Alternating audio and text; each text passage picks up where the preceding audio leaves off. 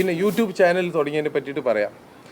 നമ്മൾ മാധ്യമപ്രവർത്തകരാണ് ഈ വിഷയം കേരളത്തിൽ അർജുൻ്റെ വിഷയം ഇത്ര ഉയരത്തിൽ കൊണ്ടുവന്നതും ഇതിനെ ജനശ്രദ്ധയിലേക്ക് എത്തിച്ചതും മാധ്യമപ്രവർത്തകരാണ്. തീർച്ചയായിട്ടും ഈ മാധ്യമപ്രവർത്തകരില്ലായിരുന്നെങ്കിൽ ഒരിക്കലും അർജുനെ നമുക്ക് അവരെ വീട്ടിലെത്തിക്കാൻ കഴിയില്ല. മനാഫ് എത്തിച്ചതിനെക്കാട്ടും വർക്ക് എടുത്തത് മാധ്യമപ്രവർത്തകരാണ്. മാധ്യമപ്രവർത്തകരെ ഓരോ പേഴ്സണൽ വ്യക്തികളെ എനിക്കറിയാം എത്രമാത്രം കഷ്ടപ്പെട്ടിരിക്കണ് അവരെന്നുള്ളത്.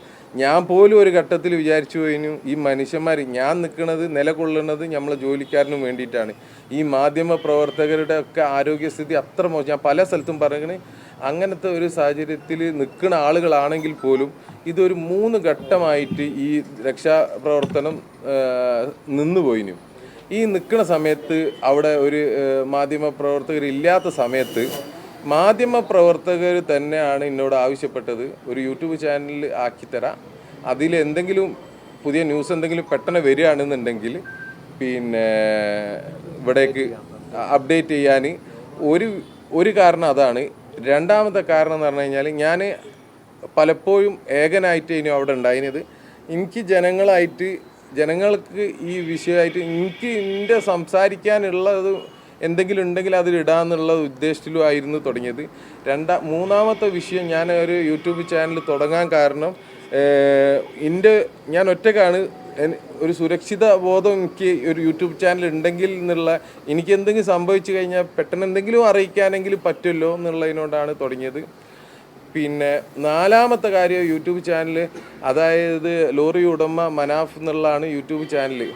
ഈ ലോറി ഉടമ മനാഫ് എന്നുള്ള പേരിട്ടത് ചാനലിൽ എപ്പോഴും പറയണത് ലോറി ഉടമ മനാഫ് ഇങ്ങനെ പറയുന്നതിനോടാണ് ഒരു പെട്ടെന്ന് ആളുകൾക്ക് റെക്കഗ്നൈസ് ചെയ്യാൻ വേണ്ടിയിട്ട് മനസ്സിലാക്കാൻ വേണ്ടിയിട്ടാണ് ആ പേരിട്ടത്. അതിപ്പോൾ ഞാൻ ഏത് പേരും എനിക്ക് ഇൻട്രസ്റ്റത്തിന് ഇടാം, അത് വേറെ വിഷയം. എന്നാലും ഞാൻ പറയാണ് എന്തുകൊണ്ട് ഇട്ട് എന്നുള്ളത്. അതിലൂടെ ഞാൻ അത് പറഞ്ഞതുമാണ്, അത് വ്യക്തമാക്കുകയാണ്. ആ ചാനൽ അങ്ങനെ തന്നെ ഉണ്ട്. എനിക്ക് ഈ മാധ്യമപ്രവർത്തകർ തന്നെയാണ് എനിക്ക് പഠിപ്പിച്ചത് എങ്ങനെയാണ് ലൈവ് ഇടുക എന്നുള്ളത്. അതായത് ഞാൻ എൻ്റെ മനസ്സ് അങ്ങനെ താളം തെറ്റി നിൽക്കുന്ന സമയത്താണ് എനിക്ക് ആരെങ്കിലും ആയിട്ടൊന്ന് സംസാരിക്കുമ്പോൾ ഒരു റിലാക്സ് കിട്ടിയിരുന്നു.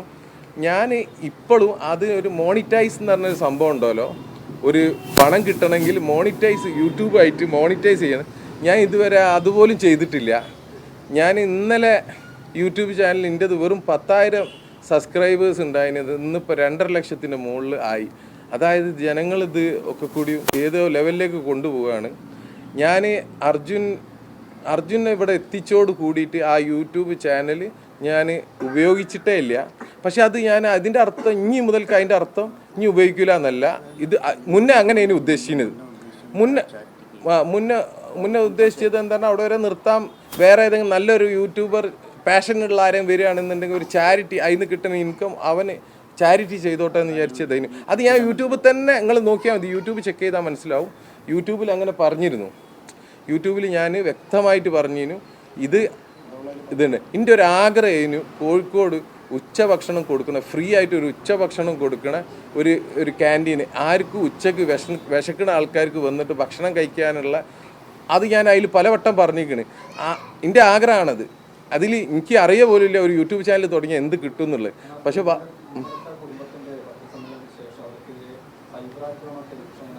അതുകൊണ്ടാണല്ലോ ഇപ്പോൾ ഈ പത്രസമ്മേളനം നമ്മൾ വിളിച്ചത്. തീർച്ചയായിട്ടും അത് അവർ പരാതി കൊടുക്കുന്നത് ആൾക്ക് അവരെ ഇഷ്ടമാണ്. നമ്മളെ ഭാഗം ക്ലിയർ ചെയ്യാന്നുള്ളതാണ് നമ്മളത്.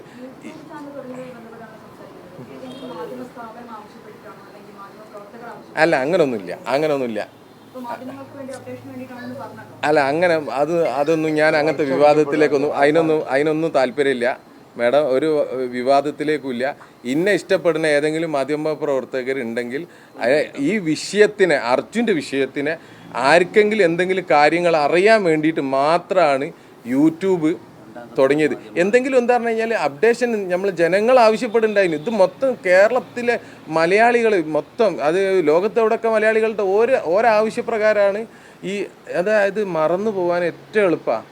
ഞാൻ ആളുകളെ വീണ്ടും വീണ്ടും മറന്ന ആളുകളെ ഓർമ്മിപ്പിക്കാൻ വേണ്ടിയിട്ട് നിരന്തരം ഓർമ്മിപ്പിച്ചിട്ട് തന്നെയാണ് ഇത് 3-ാം ഘട്ടത്തിലും എത്തിച്ചത്. അത് വേറെ വിഷയം. പക്ഷേ ആ എത്തിക്കാൻ ഉപയോഗിച്ച മാധ്യമമായിരുന്നു ഈ യൂട്യൂബ് ചാനൽ.